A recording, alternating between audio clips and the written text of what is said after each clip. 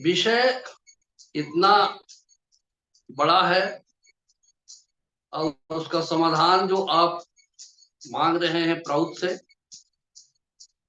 समाधान भी जितने यहाँ लोग बैठे हैं मोस्टली चुने हुए आनंद मार्ग समाज के लोग हैं, जानकार लोग हैं, विद्वान लोग हैं। इसलिए मैं इस विषय के लिए कुछ बिंदुओं को चुनता हूं जहां से कोशिश की जाएगी कि विषय के साथ न्याय हो सके।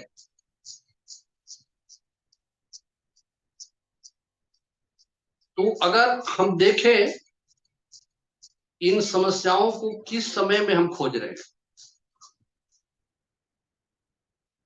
क्योंकि समय बहुत ही महत्व का होता है, बहुत ही इंपॉर्टेंट है, समय बलवान भी होता है। प्रेजेंट टाइम में, आज में जो समस्याएं हैं वो सुरसा जैसे मुंह खाए हुए, मुंह फैलाए हुए खड़ी है और आदमी इसको सोच करके परेशान हो जाता है। मनुष्य ज्ञान विज्ञान के क्षेत्र में आज इतना तरक्की किया है, लेकिन क्या तरक्की किया है, कहने के लिए शब्द तरक्की है लेकिन तो है नहीं, इसको प्रोग्रेस नहीं कहेंगे। प्राचीन काल में भी आदमी लड़ता था हाथ पांव से, आज दिमाग से उसने ऐसे ऐसे हथियार इकट्ठे किए हैं और देशों के पास इतने प्रकार के बम हैं, इतने संख्या में है, हजारों की संख्या में, कि अगर बिग नेशंस आधे घंटे के लिए अपना बैलेंस खो दे तो धरती पूरी राख बना दे। तो सोचना पड़ेगा कि ये सभ्यता कहीं बची भी रह जाएगी क्या, ये सबसे बड़ी समस्या।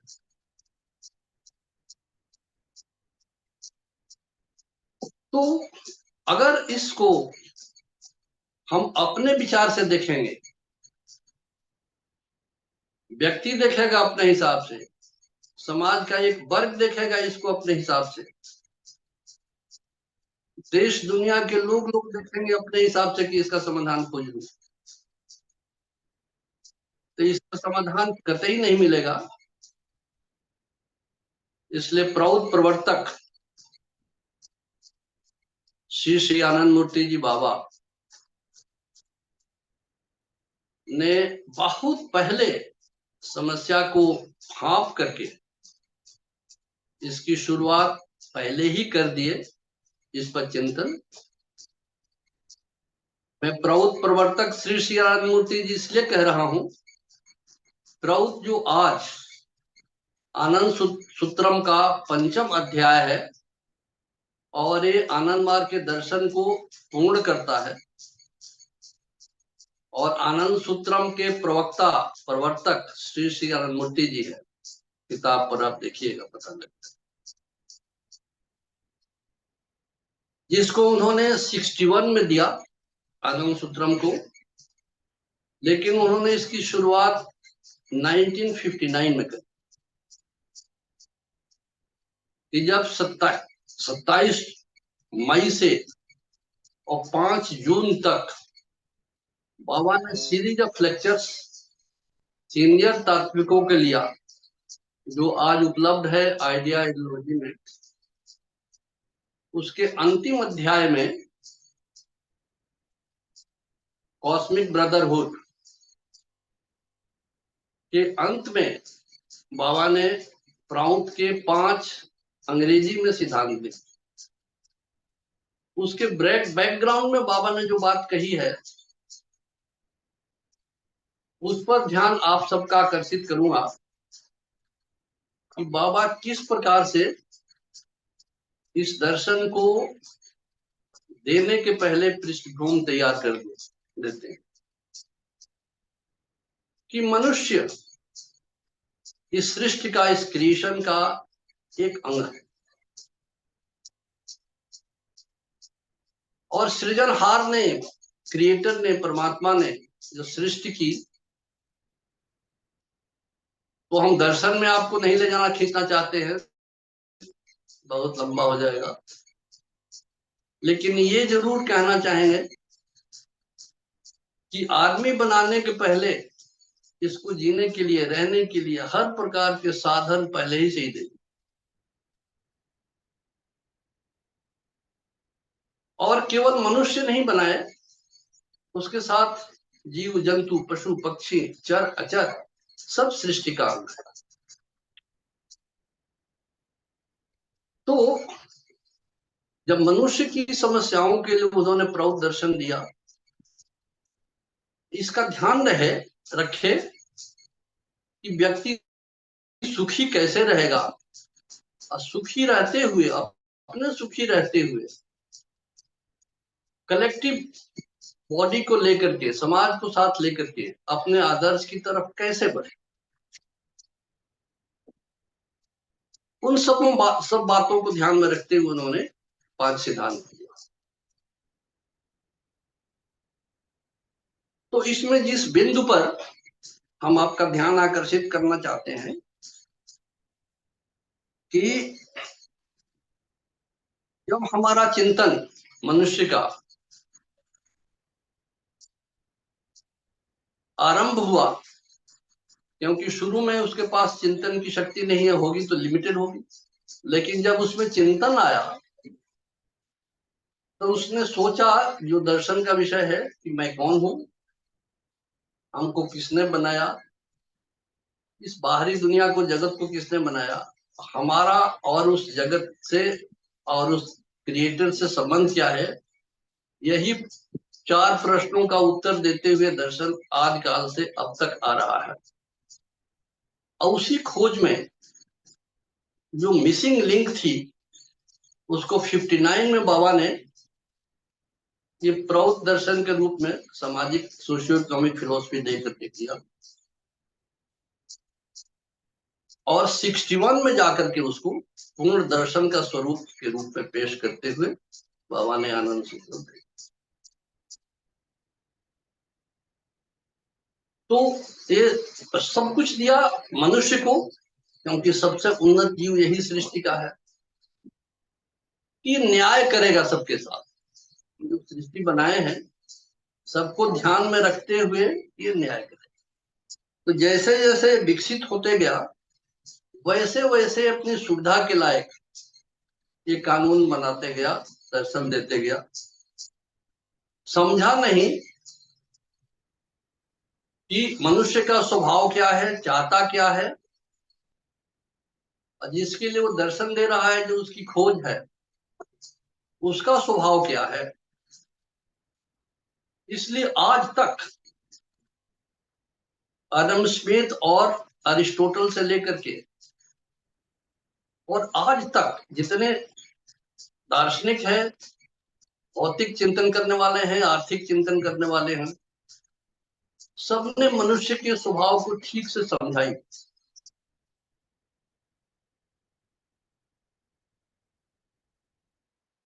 एक ने दर्शन के, एक विद्वानों ने, दार्शनिकों ने मनुष्य को समझा कि इसके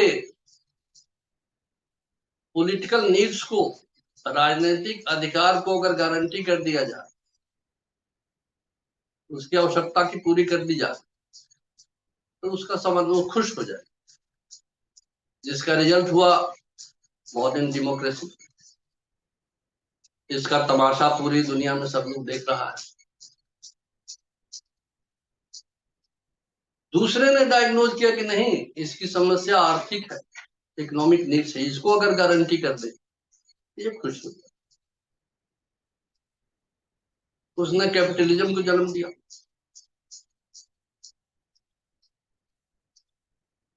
तो बाबा के सामने ये सबसे बड़ी समस्या है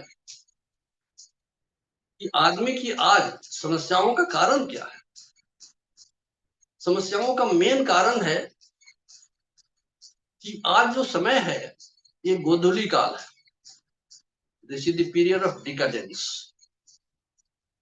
न दिन है न रात है, संध्या काल। दिन का अवसान हो चुका है, रात्रि दस्तक दे रही है। वो जो गोधूली काल में ठीक से दिखता नहीं और ठीक से अंधेरा भी नहीं, ये वही काल है। और इस काल में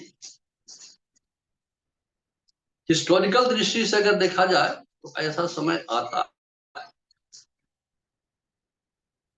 और यही काल है महापुरुष का, जो पहले आप लोग शब्द यूज किए थे महासंयुक्त, उनका आगमन होते रहा है।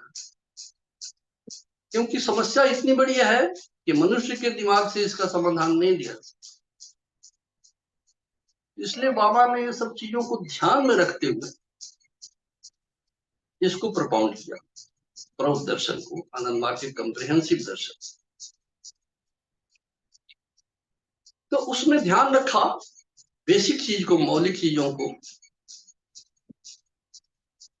कि हम ध्यान रखें अगर हम सुखी रहना चाहते हैं, क्या चाहते हैं, आदमी सुख चाहता है, और कितना सुख चाहता है, अनंत सुख चाहता है। इसलिए भौतिक संसार में जितनी चीज दी गई है वो चाहिए आदमी को अनंत सुख, और खोज रहा है कहाँ, चाहिए भोजन लेकिन कपड़े की दुकान में खोज रहा है, चाहिए वस्त्र लेकिन भोजनालय में खोज रहा है, चाहिए उसको असीम लेकिन खोज रहा है संसार में। यही कारण है कि परमात्मा ने देने में कोई कोताही नहीं की है। बाबा ने कहा है प्रौढ़ में कि धरती माँ कंजूस नहीं है, धरती माँ के पास बहुत बड़ा खजाना, लेकिन चोरी का भाव मन में रहने पर वो तो छुपा के रखेगी, इसलिए अपने गर्भ में छुपा। अगर हम कल्याण के लिए, सबके हित के लिए उसको खोजेंगे तो सबको मिल जाएगा। लेकिन समस्या क्या होती है कि जब आदमी को मिल जाए, क्योंकि समुद्र मंथन में, पुराणों के मुताबिक समुद्र मंथन में विष और अमृत दोनों मिला, अमृत के लिए लड़ाई हो गई, विष संसार में फैलने लगा। आज भौतिक बात का विष पूरे संसार में फैला, उसको पीने के लिए कोई तैयार नहीं। भगवान शिव उसको पी करके नीलकंठ हो जाते। तो ये इसी प्रकार से नीलकंठ के कंठ से निकला हुआ ये दर्शन। इसलिए अगर इसको ठीक से हम समझें तो हर चीज का समाधान, क्योंकि सिलेक्टेड लोग यहाँ बैठे हुए हैं, आनंद समाज का क्रीम लोग यहाँ है, बुद्धिजीवी नहीं कहेंगे, बुद्धिमान लोग, और ये सब खूब समझ। इसलिए देखना होगा कि प्रौढ़ के मूल में क्या है, कैसे उसको समझना है, वही लेकिन खोजना है। इसलिए बाबा ने जो पहले प्रौढ़ का सिद्धांत दे दिया, पहला, उसका मूल क्या है कि भौतिक संसार के वस्तुओं के इकट्ठा करने पर, जमा करने पर पाबंदी हो।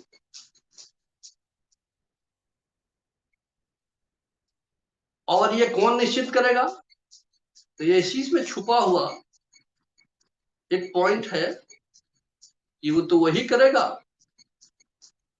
चोरों के संपत्ति का बंटवारा करने के लिए अगर चोर ही जज बन जाए तो कैसे होगा, वो भी अपना हिस्सा ले लेगा। इसलिए यही लीडरशिप की बात आती है, बाबा ने कलेक्टिव का, कलेक्टिव। इसलिए भौतिक जगत में जो क्राइसिस है, क्योंकि समाज दो भाग में बटा हुआ है, बहुत अमीर है, बहुत अमीरों की संख्या बढ़ती जा रही है। अमीर की संख्या बढ़ेगी तो अमीरों के बीच में भी कुछ अमीर बहुत बड़े हो जाएंगे, और क्या होगा, संपत्ति एक जगह इकट्ठी होती जाएगी। आज तो सबसे बड़ी समस्या है कि संपत्ति कुछ लोगों के हाथ में आ गई है, और जो पॉलिटिकल पावर है और इकोनॉमिक पावर है, दोनों एक ही हाथ में कंसंट्रेट किया, क्योंकि ऐसे समय में प्रजातंत्र होता ही है डेमोक्रेसी, और इतना एक्सपेंसिव सिस्टम है कि पब्लिक के कॉस्ट पर, नेशन के धन को, पब्लिक के हिस्से को लेकर के सब अंधाधुंध इलेक्शन में खर्च करते। इसका प्राउडिस्टिक सोल्यूशन है, लेकिन कौन करेगा? सोल्यूशन उसका कौन करेगा? इसलिए इसके लिए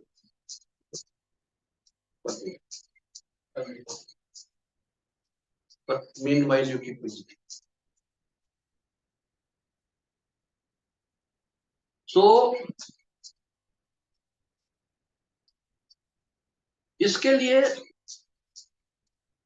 बाबा ने बतलाया कि संसार में जो डेवलप्ड और अंडर डेवलप्ड एरिया है, उसको गरीब और अमीर नहीं कहना चाहिए, विकसित और अविकसित। वहां के लिए प्राउड ने सोल्यूशन दिया, समाज। समाज कोई पॉलिटिकल यूनिट नहीं है, सोशियो इकोनॉमिक। इसलिए प्राउड 99% स्पिरिचुअल है, कि जगत की संपदा की बात करते हैं कि क्रिएटर कौन है, धन का मालिक तो वही होगा जिसने बनाया है, जिसका है, जिसका अधिकार है। अब हम चालाकी से अगर कब्जा कर लिए हैं, उसको छोड़ना नहीं चाहते, तो उसका तो कोई तरीका निकलेगा तभी वो छोड़ेगा, आसानी से छोड़ता आदमी नहीं। तो इसके लिए सोशियो इकोनॉमिक कंससनेस के लिए प्रवर्तक ने समाज मूवमेंट किया, कि लोगों में सामाजिक और आर्थिक जागरण पैदा करे, और जिस इलाके का जो धन है वहीं के विकास में खर्च हो। इस पर पॉलिसी है, क्योंकि बाबा तो 61 में फिलॉसफी दे दिए, लेकिन जीवन के अंतिम समय तक उनके धरती पर जो प्रेजेंस रहा, तब तक उसका अप्लाइड साइड देते। अब देखिए उसको कैसे अप्लाई करें। हम लोगों में अवेयरनेस नहीं क्रिएट करें, लोग जानेगा नहीं कि हमारी आवश्यकता क्या है, तो 5वें साल पॉलिटिशियन आकर के भुलवा देगा। आप जात पात में, ऊंच नीच में, छुआछूत में बट करके एक दूसरे को मारने करने लगे, वो अपना काम करके हिस्सा लेके चल। तो सबसे बड़ी बात है एक्सप्लॉइटेशन। आज की सबसे बड़ी समस्या है एक्सप्लॉइटेशन, और एक्सप्लॉइटेशन फिजिकल तो दिखता है, साइकिक एक्सप्लॉइटेशन नहीं दिखता है, स्पिरिचुअल एक्सप्लॉइटेशन नहीं दिखता। आज सबसे बड़ी समस्या है कि समाज 2 भागों में बट गया है पूरे विश्व स्तर पर। एक एक्सप्लॉइटेड है, दूसरा एक्सप्लॉइटर। असली एक्सप्लॉइटर की लोगों को पहचान नहीं होती। तो इसी के लिए गुरुदेव ने कहा कि social education, socio economic concept. और ये केटली के पानी गर्म करने से काम नहीं चलेगा, समुद्र का पानी गर्म होना चाहिए। इसलिए सूरज देवता को प्रार्थना करनी पड़ेगी, इसको गर्म कर दे। इसलिए मासेज जब तक नहीं एजुकेट होंगी, इसलिए एजुकेशनल सिस्टम में परिवर्तन लाना पड़ेगा। और इस होड़ में, धन के संचय करने की होड़ में अंधाधुंध हम नेचर के साथ खिलवाड़ कर रहे हैं। यही कारण है कि धरती पर आज न कहीं पीने के लिए पानी है, न श्वास लेने की हवा है। एयर क्वालिटी आप तो दिल्ली का देखते हो, वहां भी आदमी जी रहा है गैस चमक। कितनी बड़ी समस्या है। बड़े बड़े इन्वायरमेंट पर कॉन्फ्रेंसेज होते हैं, लेकिन आदमी दिवाली के दिन सभी पगला जाते हैं। दिवाली के दिन दिल्ली का एयर क्वालिटी हो गई थी 2000 से ऊपर। नहीं समझ रहे हैं कि अपने मरने के लिए जहर पैदा कर। इसका समाधान कौन करे? खुशी मनाने के लिए मौत का फंदा अपने गले में डाल लेंगे। ये कौन सिखाएगा इसको? इन सब सूक्ष्म चीजों पर किसी को ध्यान जाता है? इसलिए अवेयरनेस लाने की आवश्यकता है। अगर हम पैदा ही नहीं रहेंगे तो कौन सी व्यवस्था है? हम जिंदा ही नहीं रहेंगे तो कौन सी समस्या है? आज बात बात में आदमी छुरा भोंक देता है, शूट कर देता है आदमी। टॉलरेंस नहीं।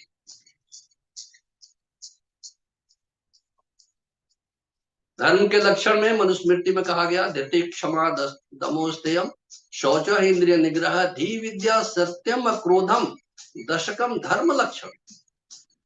इन सब चीजों को हम ताक पर रख दिए कि आदमी की क्वालिटी कैसे इंप्रूव होगी, इंफॉर्मेशन कितना मिलेगा, इसके लिए तो बहुत साधन है। लेकिन आदमी की गुणवत्ता कैसे बनेगी, क्वालिटी ऑफ लाइफ कैसे इंप्रूव होगा, ये आदमी त्याग तपस्या कैसे सीखेगा, एक दूसरे के लिए त्याग करना कैसे सीखेगा? फौजी लोगों की कहानी आप सुनते होंगे कि फौज का आदमी परम वीर चक्र पाने वाला, शौर्य चक्र पाने वाला आदमी अपने साथ वाले को बचाने के लिए जान दे देते। ये कहां से सीखेगा? इसलिए ये सब समस्याएं हैं, इस पर विचार। इसलिए बाबा ने बेसिक बात कही है, ये सोचने के लिए समय कहां से मिलेगा? भूखा आदमी है, प्रॉपर ड्रेस नहीं है, रहने के लिए ठीक ठाक मकान नहीं है, बीमार पड़ गया तो प्रॉपर साधन नहीं है सबके लिए, एजुकेशन की व्यवस्था सबके लिए है।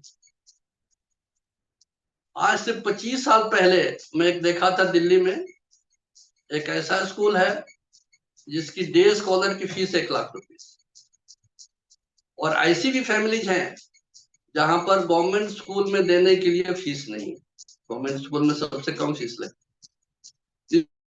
इसलिए बाबा ने कहा कि एजुकेशन यूनिवर्सिटी तक फ्री होना चाहिए। ये प्राउडिस्टिक सोल्यूशन।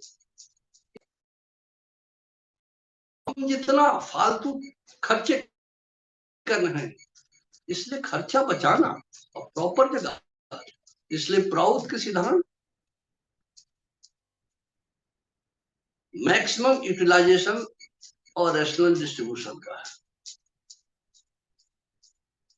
इसलिए जितनी प्रकार की आदमी में योग्यता है, मनुष्य में है, समाज में है, प्रकृति में है, ये सबका मैक्सिमम यूटिलाइजेशन। आज मिनिमम यूटिलाइजेशन भी नहीं। इसलिए दूसरे सूत्र में ये इतना बड़ा रहस्य छुपा हुआ है कि अगर चीजों का हम सही उपयोग सीखे, मैक्सिमम सीखना करना चाहें, तभी हम सुखी हो सकते हैं। लेकिन शरीर का ध्यान रख के नहीं, मन अभी, इसलिए उसका डिस्ट्रीब्यूशन भी ठीक हो। धन हो गया लेकिन सही जगह पर पहुंच नहीं गया। आज कितना करप्शन है, करप्शन एक जगह नहीं, पूरी दुनिया।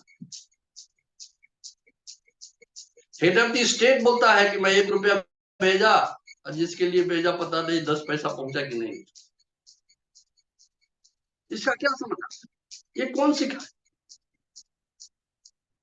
इसलिए क्वालिटी ऑफ लाइफ, इसलिए धन बहुत इकट्ठा हो गया, इसके लिए मार काट करके उसके ले लेंगे, लेकिन तुम भी उससे बड़ा बन जाओगे, क्यों? बड़ा होल्डर बन जाओगे।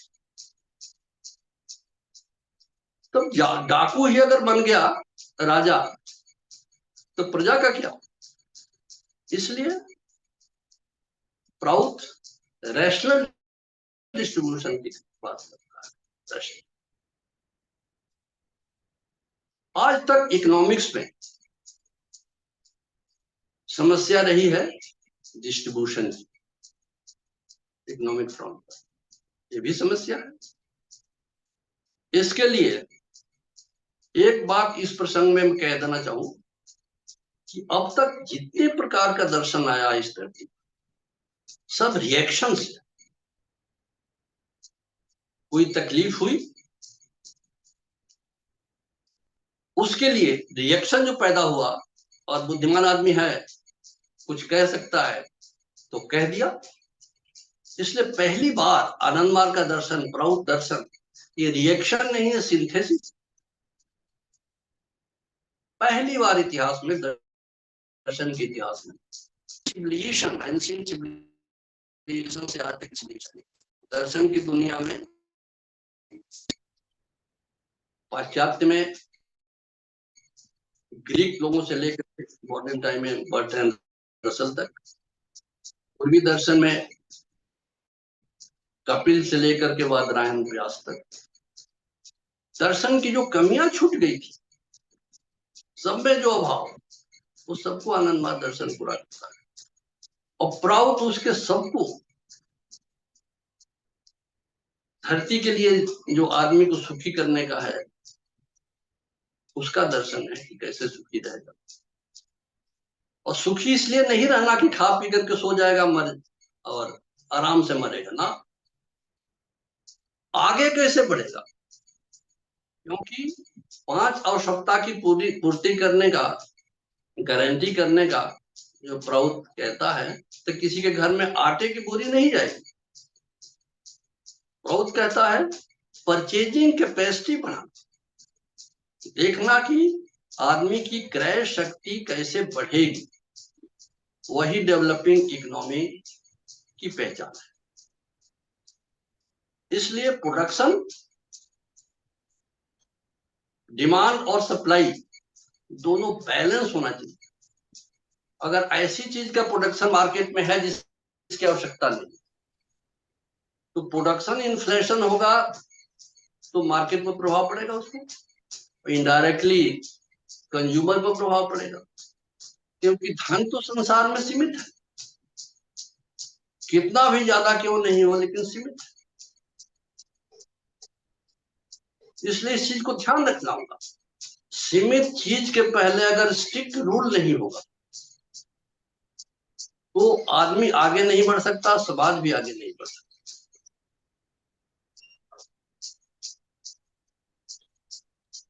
तो आज जो सबसे बड़ा भय है कि हम रहेंगे कि नहीं,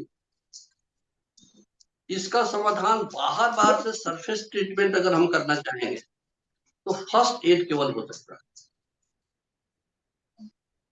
बाबा कहते हैं कि एटम बम से डरने की जरूरत नहीं है। एटम बम का आविष्कार किसने किया? मन ने किया। इसलिए आप देखिए, किसी भी युद्ध के बाद, युद्ध आज तक कोई समाधान नहीं है। युद्ध के बाद शांति आती है, और शांति युद्ध के मैदान में नहीं होता, बैठ कर। इससे जब तक मनुष्य शांत नहीं होगा, उसको शांत करने का रास्ता नहीं निकाला जाए। आवाज जा रही है?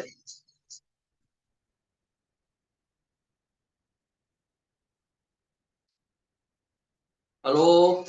हाँ दादाजी, आवाज आ रही है। Thank you, continue please. Thank you दादाजी, नमस्कार। अच्छा,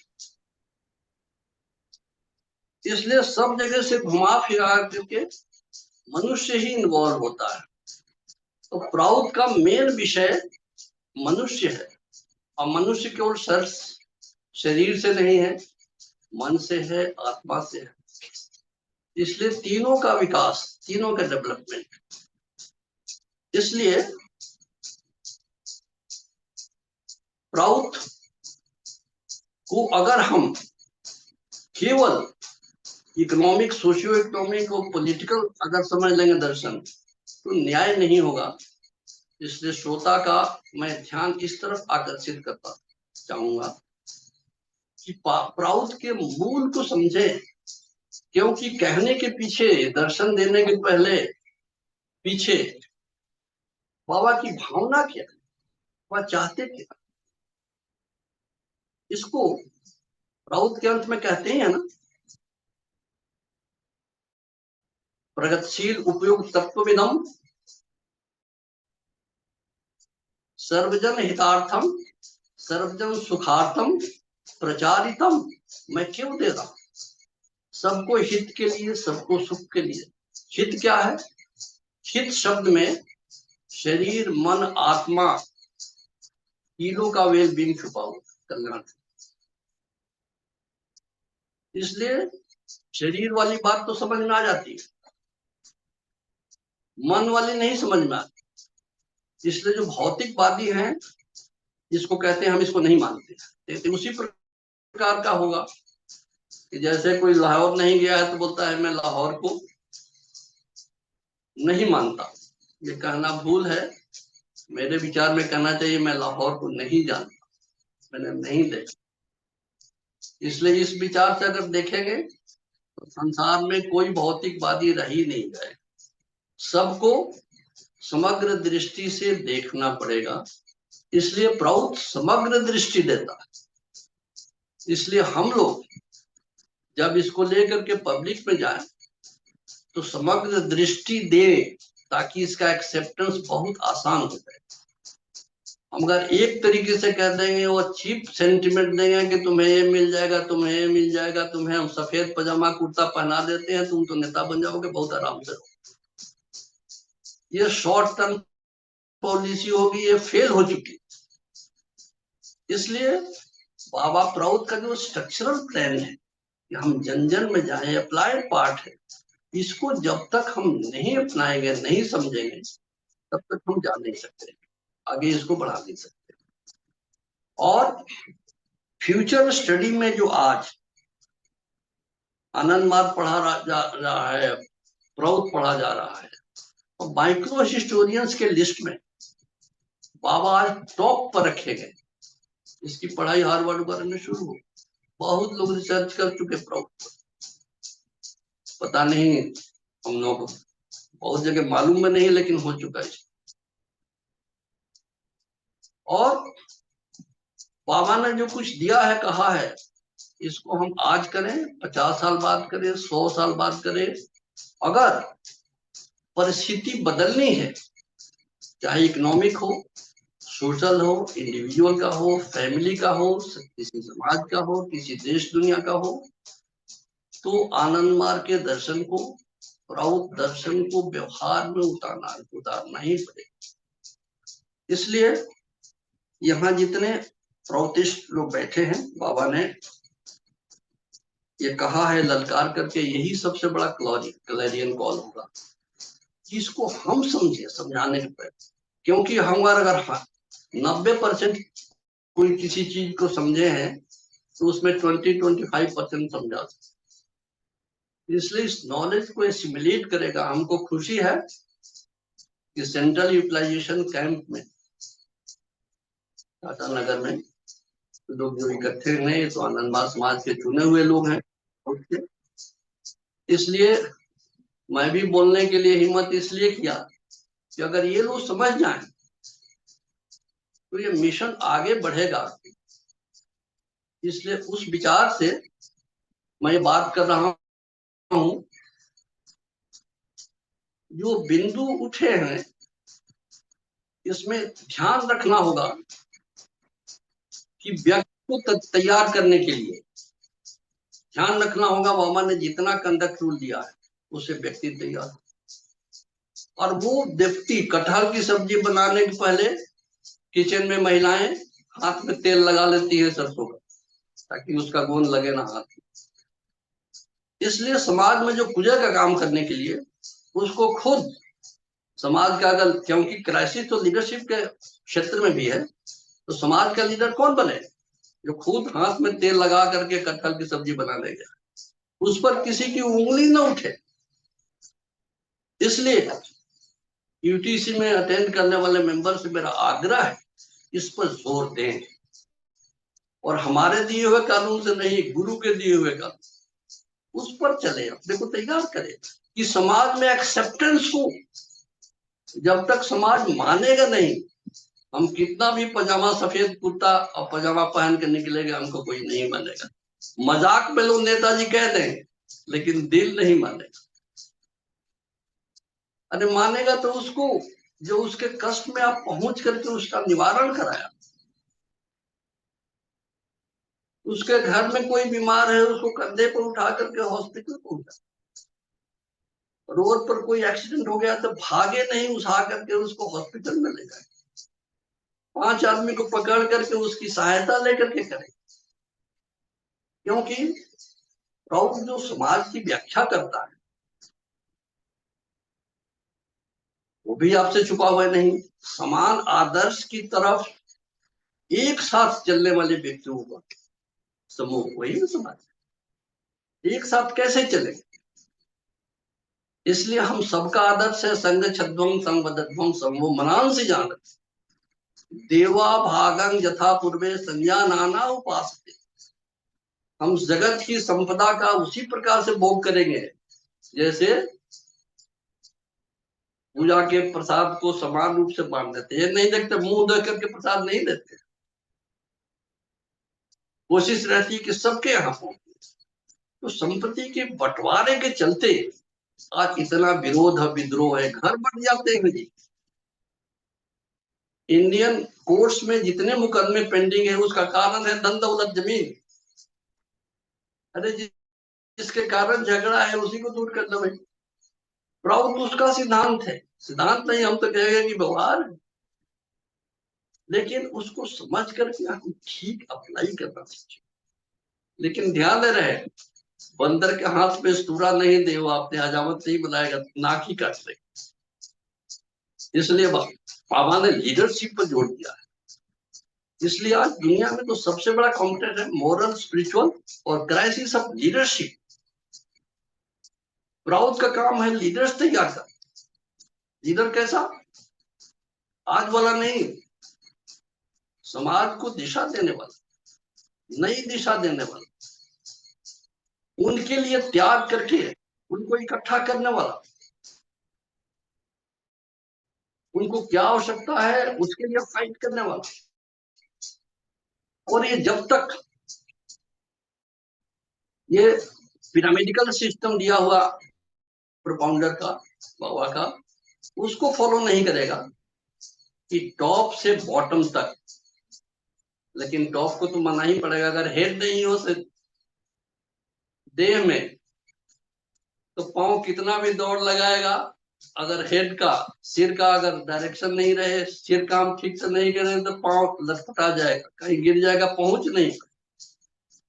हाथ कितना भी कुशल क्यों नहीं हो, लेकिन दिमाग सही नहीं रहा तो क्या होगा? रोड के एक्सीडेंट क्या होते हैं, पल में जरा सा चूक हो गई तो कितना बड़ा एक्सीडेंट होता है।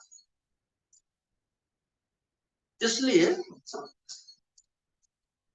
इसको ध्यान रखना होगा, ये व्यक्ति का भी है और कलेक्टिव समाज का भी। इसलिए एक दूसरे पर जो इतना इंटरडिपेंडेंस है, सिम्बायोटिक रिलेशन है हर चीज का। हम आंखों का अलग ट्रीटमेंट करेंगे, नाक का अलग करेंगे, कान का अलग करेंगे, हार्ट का अलग, लेकिन ये सब है किसके? इसमें से जब हम निकल जाते हैं तो आंखें तो है, कान भी है, हाथ भी है, क्यों नहीं करता है काम? आंखें क्यों नहीं देखती, कान क्यों नहीं सुनता, पांव क्यों नहीं चलते? इसलिए प्रौढ़ दर्शन उसके ऊपर इशारा करता है। उसको डेवलप करो, उसको इस घर में रहने आवे। इसलिए खाना ही आदमी की बीमारी का असली कारण क्या है? अगर सही व्यवहारिक डॉक्टर के पास कोई जाएगा तो कहेगा कि क्या खाए हैं, पेट साफ है कि नहीं, नींद आई कि नहीं रात को, घर में कोई झगड़ा तो नहीं है। अरे इसका रोग से क्या संबंध है, लेकिन है कि नहीं? मन दुखी है तो सब दुखी हो जाएगा। इसलिए हम इसको समझे। इसलिए मैं इस गैदरिंग में ये सब बात, छोटी छोटी बात उठाना उचित था, क्योंकि अगर छोटी बात हम नहीं लेंगे तो बड़े लक्ष्य तक पहुंच नहीं सकते। तो हमको अगर समाज बनाना है तो व्यक्ति से शुरू करना पड़ेगा। व्यक्ति बना तो परिवार बना, परिवार बना जिस मोहल्ले में रहता है वहां के लिए होगा कि भाई ऐसे ही आदमी। इसलिए कबीर ने कहा है ना कि रोते हुए आए हो रोते हुए जाओगे। अरे कुछ ऐसी करनी कर लो कि तुम हंसो और जग रोए। क्या होता है, बच्चा पैदा हुआ और रोते ही पैदा अगर नहीं हुआ तो मार के रुलाया जाता है। नर्सेज मार के रुलाती है, रोता क्यों नहीं है? अरे इसको तो जिंदगी भर रोना है। बचपन में माँ बाप रुलाएंगे, गलती करेगा तो। जवानी में बीवी रुलाएगी, या पति रुलाएगा बीवी को। जवानी में बच्चे रुलाएंगे। इसलिए संसार का नाम है दुखालय, यहाँ दुख ही दुख है। क्या इसका जप करने से इसका निवारण हो जाएगा? ना। इसलिए ऐसा काम करो, संसार कैसा भी हो बढ़िया है। बाबा ने कहा कि संसार खराब नहीं है, हमारे बाप ने गलत चीज तो बनाई नहीं होगी, हमको रहने नहीं आ रहा है उसमें, चलने नहीं आ रहा है, बोलने नहीं आ रहा है।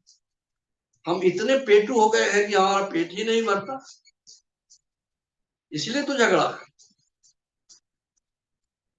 हमारा समाज के हर वर्ग के लोगों से संपर्क है। ऐसे लोग हैं जो बंदूक लेके खड़े हैं, वो भी मानते हैं, वो भी मानते हैं कि हम लोग फेल हो गए हैं और आनंद मार्ग ही समाधान है, प्रभु दर्शन से ही सबका समाधान हो सकता है। तो कितनी बड़ी जिम्मेवारी आप लोगों के ऊपर है, कितनी बड़ी जिम्मेवारी, जो समाज के सामने भयानक रूप जिसका, जिससे सभी डरते हैं, वो भी आपसे आस लगाए बैठे। इसलिए हमको लोगों की समस्या, संसार की समस्या समझना पड़े। लीडरशिप अगर एक्सप्लॉइटर है तो हमेशा सर्विप लीडर पैदा, तो सर्विप लीडर की बात करता है। तो सदविप्र कहता, सदविप्र, सद माने सत्य के साथ जुटा हुआ, ऐसा बुद्धिमान, ऐसा बुद्धि, बाबा ने कहा है बुद्धिजीवी सब ठीक नहीं है, बुद्धिमान, ऐसा बुद्धिमान जिसका रास्ता सत्य का हो, वही सदविप्र बनेगा। और जो रास्ता भटक गया, वो अंग्रेजी में क्या लिखते हैं, ऐसे डी, तो हो जाएगा सदविप्र, तो सैट विप्र हो जाएगा। तो ध्यान रखना है कि सदविप्र बनना है कि सैट विप्र बनना, दोनों रास्ता खुला। हम ऐसे जगह खड़े हैं जहां दो रास्ते हैं। आनंद मूर्ति जी का रास्ता पकड़ेंगे, कंडक्टर रूल अपनाएंगे, सदविप्र बन करके समाज को लीडरशिप देंगे। जिस घर से हम निकले हैं त्याग करके,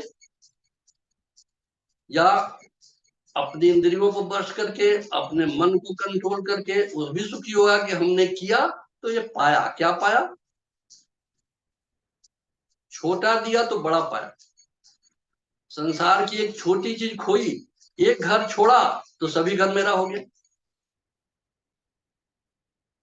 दुनिया छोड़ी तो भगवान मिल गए, उन्होंने ऐसा दिया कि मेरी पूरी झोली भर दिया, अब सबको खिलाओ ना भाई, सब कभी कम नहीं हो, क्योंकि भोलेनाथ की झोली खाली होगी नहीं। तो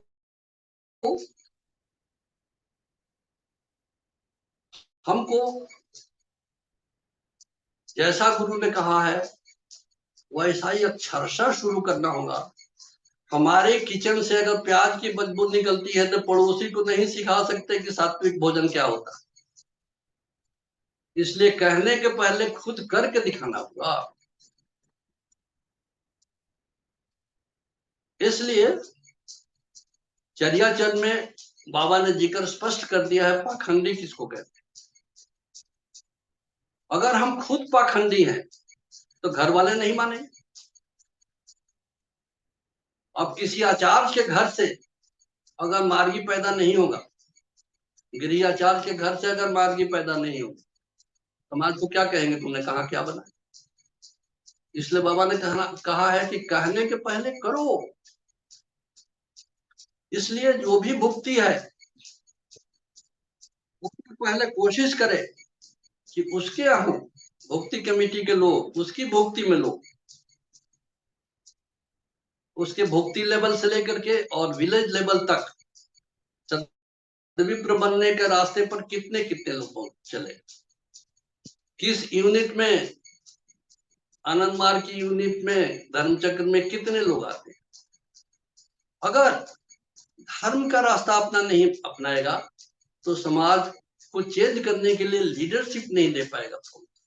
इसलिए आप लोगों से आग्रह है कि अगर चाहते हैं कि प्रौढ़ का एक्सेप्टेंस हो जाए समाज में जल्दी, तो आप लोग भुक्ति वाइज विलेज लेवल तक जाइए, आनंद मार्ग की यूनिट बना करके आनंद मार्ग की जीवनचर्या दीजिए, घरों में सिखाइए, और उसका प्रभाव पड़ेगा।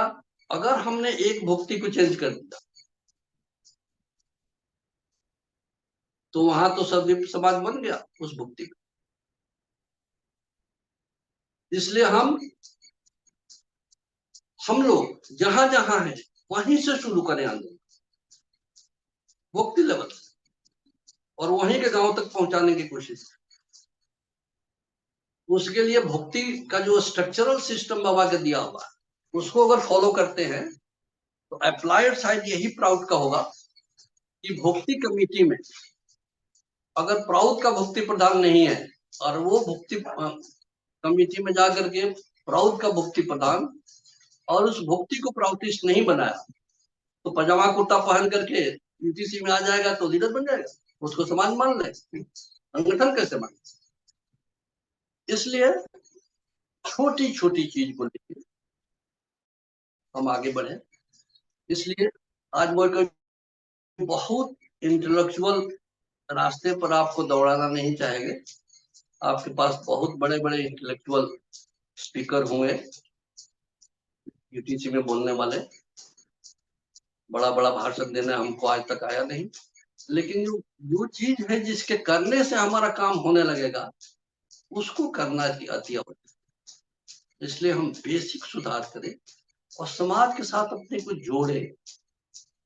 समाज के साथ अगर जोड़ दिया आपने, हमारी बात अगर समाज सुनने लगा, दुनिया अगर मान जाए कि बाबा इस धरती पर आए इस चीज को लेकर, और प्राउड के लिए अगर एक्सेप्टेंस हो गया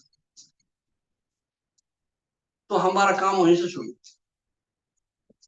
इसलिए सभी प्राउटिस्ट लोगों से, सन्यासी और गृही सबसे आग्रह भरे शब्दों में मैं कहता हूं कि बाबा के स्पिरिट को समझे, प्राउड के स्पिरिट को समझे कि वो क्या चाहता है, और उसके अनुरूप हम जल्दीबाजी नहीं करें कि हम कुछ करके जल्द से दिखाएं। समाज इस प्रकार का है जैसे कोई नींव डालता है, कोई दीवार बनाता है, छत बनाता है।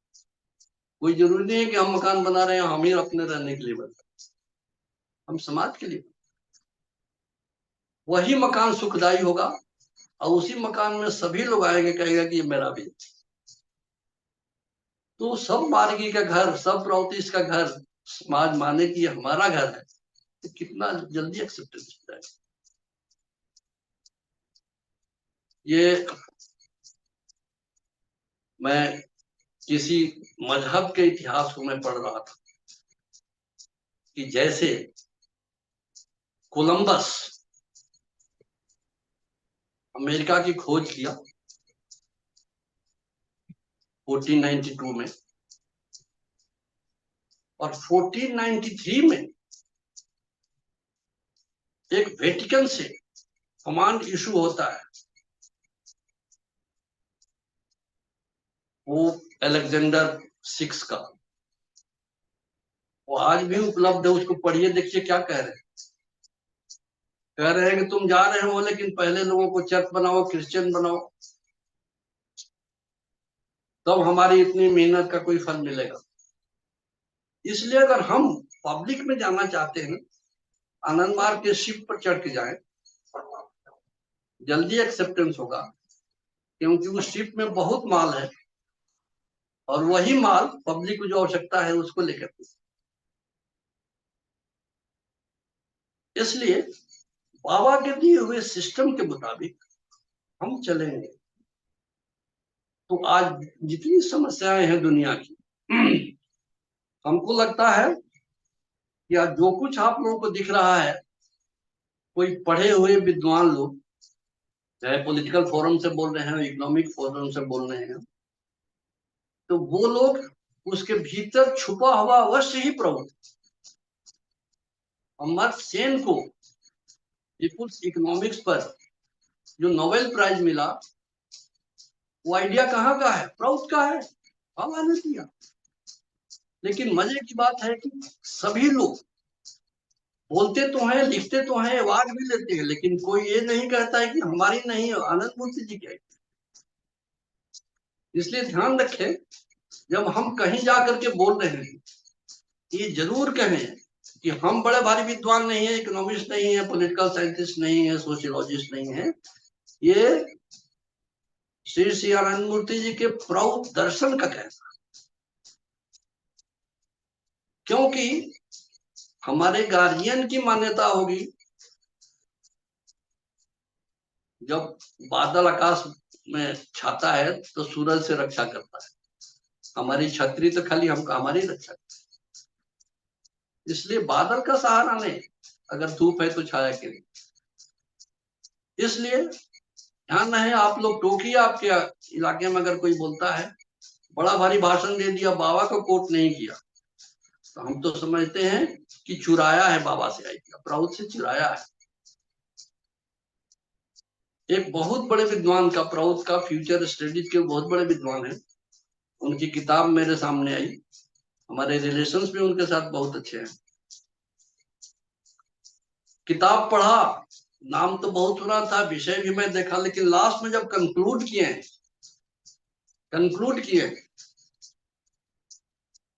तो उन्होंने ये नहीं साबित किया है कि बाबा के प्रति उनको कोई रिस्पेक्ट। इसलिए केवल बुद्धिमान लोग आकर के आपको भटका जाए प्राउड के नाम पर, ये केयरफुल रहो। प्राउड के नाम पर लोग आकर के भगवान में भटका देंगे। बाबा के प्रति रिस्पेक्ट है कि नहीं उनको, उनकी आइडिया तो बड़ी अच्छी है, लेकिन ये हमारी है, आनंद मूर्ति जी की नहीं है। इससे हम प्रतिष्ठा नहीं पाएंगे, हम मिशन को एस्टेब्लिश नहीं करते। बाबा ने जैसे तुलसीदास ने राम कथा अपने से नहीं कही, काक भुसुंडी के मां से कहवाई, हाँ काक भुसुंडी से। उसी प्रकार से नमः शिव शांताय में बाबा जो कुछ कह रहे हैं, बाबा कह रहे हैं, लेकिन शिव के मुंह से कहा, शिवोक्ति। तो महापुरुष परमात्मा अपने से कभी नहीं कहते हैं तारक ब्रह्म की मैं बांगा, अपने से कभी नहीं कहते, क्योंकि अपने से वो ठीक है, दुनिया देखती है, समझती है, जानती है, वो कहती है। तो इस युग की भौतिकवादी विशेषता नहीं कहनी चाहिए, ये अगर युग नहीं होता तो बाबा इस धरती पर आने के लिए मजबूर नहीं आते। इसलिए ये गुण है इस युग का कि बाबा इस धरती पर इसी समय है, और बाबा की जो इच्छा है, बाबा जो दे रहे हैं, उसको समझ के हम उन्हीं के हिसाब से अगर आगे बढ़ेंगे तो हमारा काम सहज हो जाएगा, सरल हो जाएगा। और प्राउड का 16 सूत्र पहले पढ़ने के पहले 5 जो बेसिक सूत्र है, 5 fundamental factor principles of proud, जो 5 जून 59 का आइडियोलॉजी का अंतिम चैप्टर है, उसका बैकग्राउंड, और उसको देखिए और समझे कि उसके अंदर में रहस्य क्या छुपा हुआ, एक एक फंडामेंटल में एक एक रहस्य छुपा हुआ। जैसे पहले में छुपा हुआ है धन के एकुमुलेशन पर रोक, उस पर एम्बार्गो, अंधाधुंध लूटने के लिए छूट नहीं दी जाएगी। उसमें जो बात यूज कर रहे हैं कलेक्टिव बॉडी के परमिशन, कलेक्टिव बॉडी कौन है, यही लीडरशिप आता है। तो जज वो होगा, अब यहाँ आपकी साधना आती है, जब तक विज्ञान में कोर्स क्लियर नहीं होता है तब तक जजमेंट आप में नहीं आएगा, विवेक और वैराग्य नहीं आने से आप न्याय कर नहीं सकते। इसलिए चक्रों की साधना तो सब करते हैं, कोशों को क्लीन करना पड़ेगा। इसलिए पंचकोशी यात्रा काशी में और जो अयोध्या में जाके करने से नहीं होगा, पंचकोशी तो अपने ही अंदर है, उसी को यात्रा करो, तब जाकर के परम पुरुष की प्राप्ति होगी। और जब विज्ञान में कोश शुद्ध होगा, पवित्र होगा, इसलिए हमारे प्राउड लीडर्स को इसको क्लियर करना पड़ेगा। विज्ञान में कोश जब तक क्लियर नहीं होगा हमारा एक्सेप्टेंस नहीं हो, क्योंकि हम न्याय नहीं कर सकते, क्योंकि समाज का एक एक सदविप्र को बाबा जज बना करके भेज रहे हैं समाज। इसलिए इसमें देखें और उसके लायक तैयार करें। इसलिए प्रौध का मेन काम है लीडरशिप तैयार, जो कलेक्टिव हित को ध्यान में करते हुए व्यक्ति आगे कैसे बढ़ेगा, आराम से साथ साथ लेकर के चले, प्रौध में ये छुपा। दूसरे में स्पष्ट है maximum utilisation, rational distribution. Distribution के तरीके पर आज इतने झगड़े हैं, क्योंकि वहां क्या है, प्रोडक्शन कॉस्ट और सेल्स वैल्यू दोनों के बीच का जो मार्जिन है वही ना एक हाथ में चला जाता है। इसलिए प्रौध का जो है अतिरिक्त प्रदातव्यम गुणानुपात, गुण के अनुपात से वो जो सरप्लस है वेल्थ दुनिया का, समाज का, देश का, उसको उस काम में खर्च करें। पहले मिनिमम आवश्यकता की पूर्ति करें और जो बचता है उसको उसमें खर्च करें।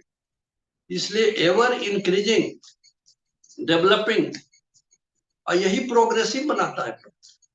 इसलिए प्रोग्रेसिव यूटिलाइजेशन थी। अंग्रेजी में PROUT और हिंदी में प्रगतिशील उपयोग तत्वम। हिंदी में प्राउट नहीं, हिंदी में प्रौत। ये ध्यान रखिए, छोटी बात है लेकिन इसमें सुधार की आवश्यकता है।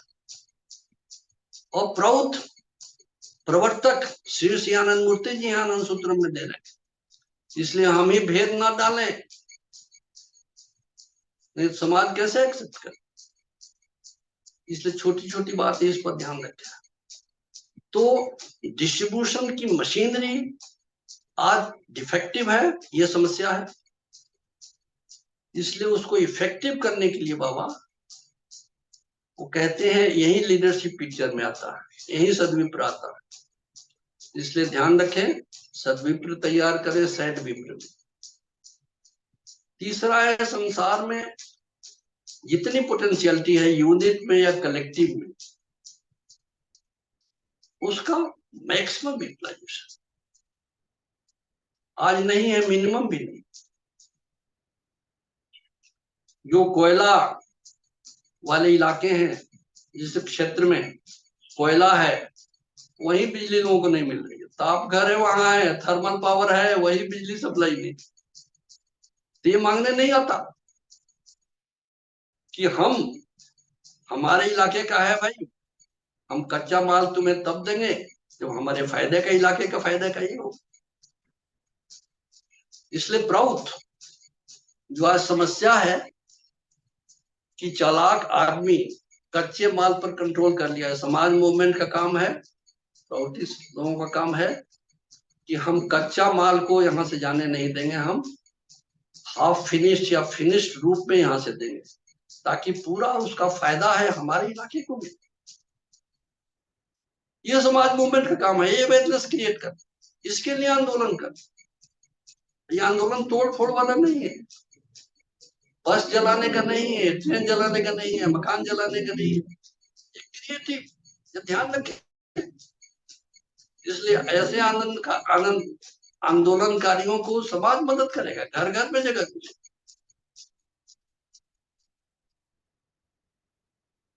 इसलिए ये जो पॉलिसी है प्रौथ की, जो बाद में बाबा ने इसको पूरा करते गए, बाबा इसको करते गए, उसको देख करके हम जगह जगह जहां है, मगध में पानी नहीं है, मगध से गंगा निकल के जा रही। इसलिए मैंने एक बार कहा था, कहो हमको लिफ्ट इरिगेशन करके हम पानी तो दो, हमारी गंगा का पानी तुम बाहर ले जा रहे हो, हमारी गंगा का पानी तुम लिफ्ट इरिगेशन का हम मगध में पानी दो। और इतना धान उपजेगा, इतनी खाने की चीजें होगी कि यहाँ भूखमरी क्यों मरे। इसलिए तीसरा मैक्सिमम यूटिलाइजेशन, सारे रिसोर्सेज को, यूनिट के, कलेक्टिव के, नेचर के जितनी चीजें हैं, स्थूल सूक्ष्म कारण जहां है, जो भी संपदा छुनी है, छुपी हुई है, उसको विज्ञान और टेक्नोलॉजी के द्वारा उसको करेंगे। इतना भंडार प्रकृति ने हमारे अंदर अपने गर्भ में रखा है, उसको विज्ञान के द्वारा, टेक्नोलॉजी के द्वारा उसके अलावा लोगों को सुखी करो। चौथा, बैलेंस डेवलपमेंट की बात है। बैलेंस, क्योंकि व्यक्ति का विकास तो हो गया लेकिन समाज में रिफ्लेक्शन नहीं हुआ उसका, तो एक नई सभ्यता का निर्माण नहीं हो सकता। इसलिए बाबा इस धरती पर आए हैं नई सभ्यता का निर्माण करने, और उसकी शुरुआत हो गई है। इंडस्ट्रियल सिविलाइजेशन की शुरुआत होती है 1492 और 1498 में, जब वास्को डी गामा क्रॉस करता है, अमेरिका पहुंचता है कोलंबस, और वास्को डी गामा कैलिकट के कोस्ट पर पहुंचता है। यहीं से मनुष्य अपनी पीठ थपथपाता है कि मैं अपने नेचर को, मैं विजय पर विजय प्राप्त करूं। वहीं से रास्ता बदल गया। इस इंडस्ट्रियल सिविलाइजेशन ने सारा करप्शन दिया, पोल्यूशन दिया, सब कुछ किया। इसलिए इसका समाधान यही है, गॉड सेंटर फिलोसफी जो बाबा ने दिया, प्रभु आनंदवाद। God centre, matter centre, self centre से काम नहीं, गॉड सेंटर। इसलिए ऑफिस को ध्यान रखें, हम गॉड सेंटर फिलोसफी को धारक हैं, इसको लेकर के चले।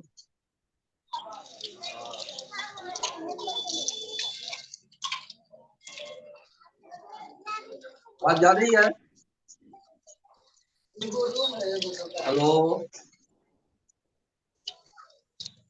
हाँ दादा, आवाज आ रही है, आवाज क्लियर।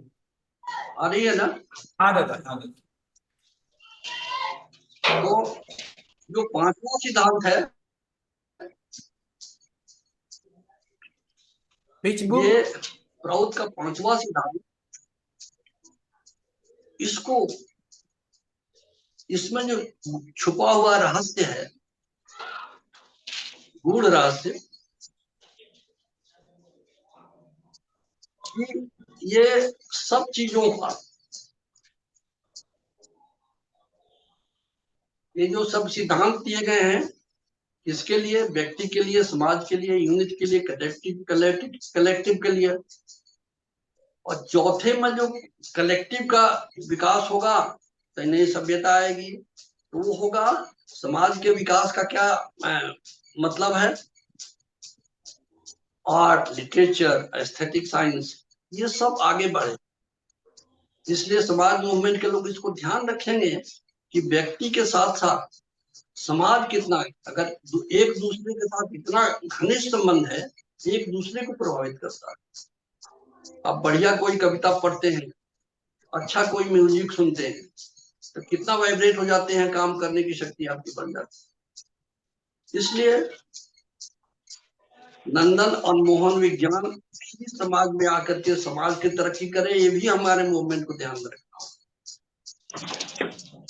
जितना भी सिद्धांत है प्रोग्रेसिव नेचर का, और समय के अनुसार, देश के अनुसार ये बदले। पांचवा सिद्धांत इसको प्रोग्रेसिव बनाए रखने के लिए ये बाबा ने दिया है, ताकि इसमें जड़ता नहीं आए और समाज का जो विकास है कहीं एक पॉइंट पर आकर के रुक न जाए। इसलिए पांचवे में बहुत बड़ा गूढ़ रहस्य छुपा हुआ है। ये कौन इसको देखेगा? जो समाज का लीडरशिप है, वो इसको देखेगा कि इस समय की पॉलिसी क्या होगी। प्रिंसिपल नहीं बदलेगा लेकिन पॉलिसी बदल सकती। सर्दी में कंबल चाहिए, गर्मी में बर्फ चाहिए। इसलिए पांचवा सिद्धांत प्राउड को ये स्थायी बनाता है, परमानेंट बनाता है, और ये तब तक ये काम आएगा जब तक तीसरे महासंभूत बाबा फिर दुनिया में इस काम करने के लिए फिर दोबारा नहीं आते हैं, तब तक ये काम करेगा। इसलिए इस स्पिरिट से हम लोग ने इसको आगे बढ़ाएं, और ये काम होगा जो बाबा ने दिया है, ये सफल होगा, दुनिया में परिवर्तन आएगी। मैं विराम देना चाहूंगा। ये तो ऐसा विषय है कि इस पर एक लेक्चर में संभव नहीं है, सुनते जाइए, बस बोलते जाइए, देखते जाइए। इसलिए जो कुछ कहना था मैंने उसकी आप लोगों को ठीक बिट्स ये दिखाया है, कुछ दिखाया है ताकि इस पर आप जागरूक होकर के इसको थोड़ा आप लोग समझें, देखें, क्योंकि आपका यही विषय है, इसी के लिए आप लोग कूदे हुए हैं, आप फील्ड में हैं। आपको कहीं कोई दिक्कत आएगी, मैं जब तक हूँ आप लोगों को मदद करते रहूंगा। इन सब शब्दों के साथ मैं विराम देना चाहूंगा, क्योंकि आप लोगों का फिर आगे प्रोग्राम होगा। सबको नमस्कार मेरा, सब स्वीकार करो।